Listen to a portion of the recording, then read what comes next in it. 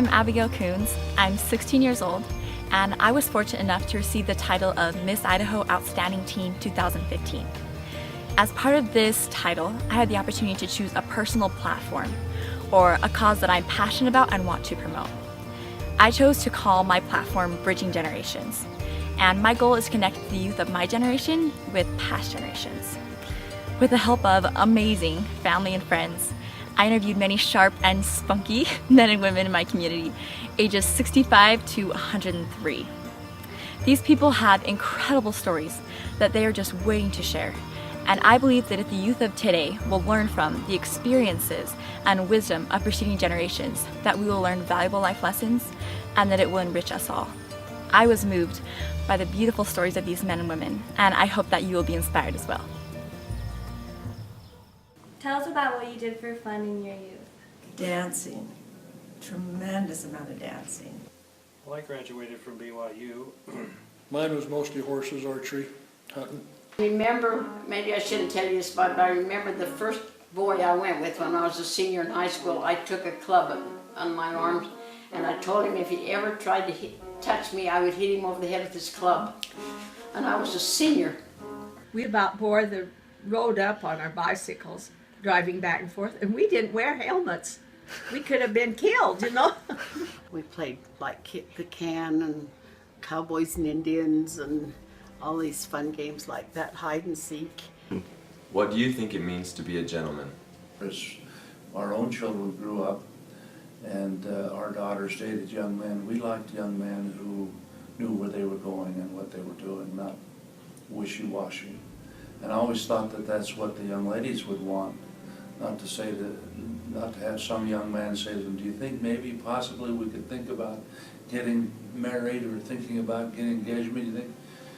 They didn't want that. They wanted somebody who said, I want to get married and I want to marry you and will you marry me? It wasn't a long drawn out process as we grew up and courted with one another, and I think it proved to be very stable. Like a scout, kind of helpful. I think a gentleman is one that just keeps his hands to himself and doesn't infringe upon your religion and tries to be kind and do what you want to do when you have a date. How has education benefited you? There was no one who needed to be more educated than a mother. That every single thing that she learned in college, university, would be used with her children, and it was.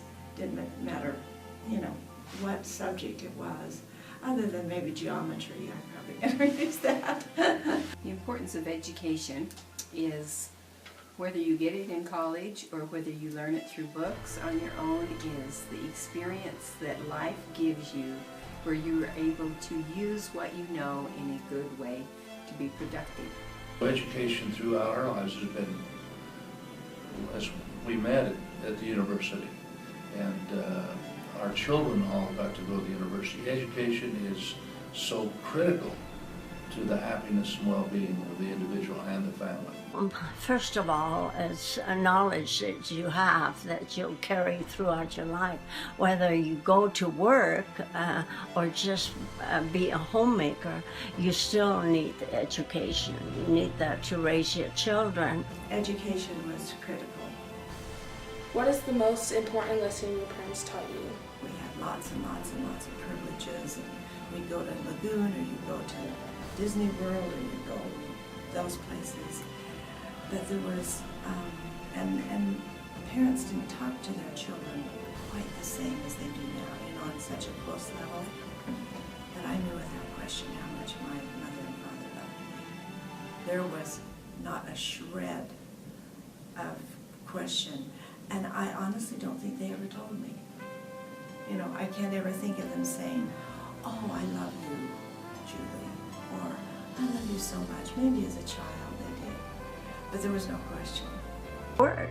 I've learned to work hard, and that work has its reward, and work actually can be fun. And I enjoyed all the things that I was doing as a child as far as work was concerned.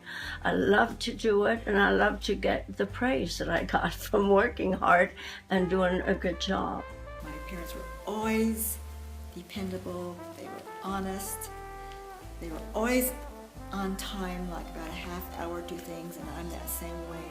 Sometimes when you're teenagers, you don't have as much confidence, and when you're older, you look back and say, I should have done that. I could have done that. Be a good person to everybody, no matter who they were, to be a friend to everyone.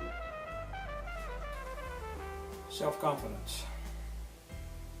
They taught me to be honest. Not to a fault, but just to be honest in your dealings. I think the same here. My parents taught me to be honest. What do you think is the best way to deal with challenges that life throws at you? Well, I think that was something that my parents taught me, was that you're capable of anything. You know, you can figure it out. You don't despair and say, I just don't know where to begin, I don't know what I'm going to do, I'm just give up. You just didn't do that. Well, I think the best thing to deal with challenges is get on your knees. One of the things that has helped me through difficult times is to realize that they're not going to last forever. These difficult, they're going to be hours or there's going to be days, but you'll be through this. And so I would ask myself the question, what 10 years from now, looking back on this circumstance, what would I wish I had done? To look for people that you can look up to that have some characteristics that you might not be so strong in, that you can learn from and associate with them, because you learn a lot from them. What is your secret to happy marriages and relationships? I think one of the things that John's been so good at doing is that he has always been very careful not to criticize. It's you have to love each other. You cannot overindulge on telling your wife how beautiful she is and how much you love her. Do the best you can do and show happiness, and when you don't feel happy, and to touch one another and be as loving as you can. My first husband became ill 5 years before he died. He was on disability. They found him full of blood clots, and so he took a lot of care. But we communicated, we stayed close together, worked things out together. We didn't have a lot to work out together. We didn't, we was quite poor, but I'm grateful that I could help him and do that for him. I think communication is a big thing in a marriage. And my second husband got Alzheimer's for 6 years before he died, and a year and a half before he passed away, I had to put him in the nursing home. He never was mean, he was kind, he was loving, but he didn't know at all where he was at or what he was doing. He was back as a child, which that's what Alzheimer's is. And then it got so that I didn't get any rest, and I couldn't take care of him any longer, so I put him in the nursing home, and that's where he passed away. But I went and seen him every day. I can do anything as long as Wayne's with me. That's a challenge. But as long as he's with me, I can do anything. I can have surgery, I can do anything as long as he's with me. We're still trying to figure that out.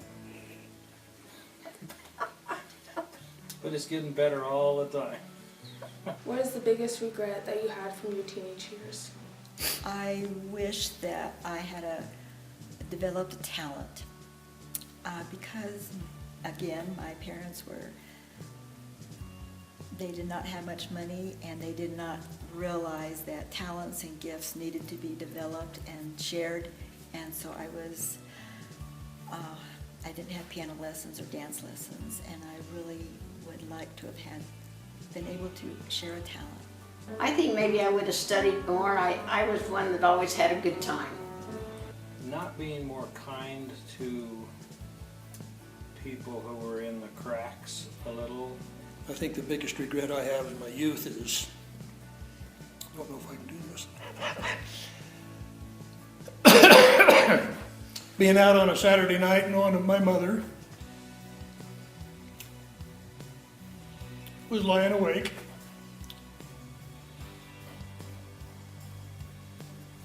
Wondering if I was dead or alive.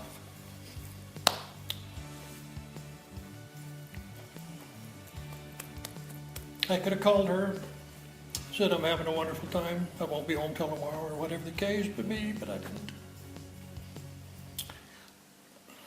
And I wish I could do that over.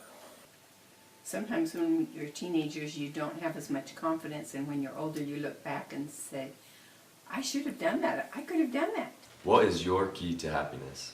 To see that you may have contributed some way to making her happy or the children happy.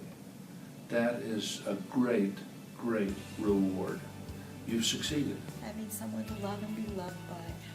Only other person that's invited at a pity party is the devil. So I remind myself of that, and so I don't want to be that way. So I try to get out of that hole if I find myself in that hole. Boy, I don't know if there's a secret to that. I'm happy. Faster cars and bigger trucks. Now you know why you married me. I think this happiness, and I got it from my dad. I said, how are you, Dad? And he always said, I am fine. And I think that's the secret to happiness. You're always fine.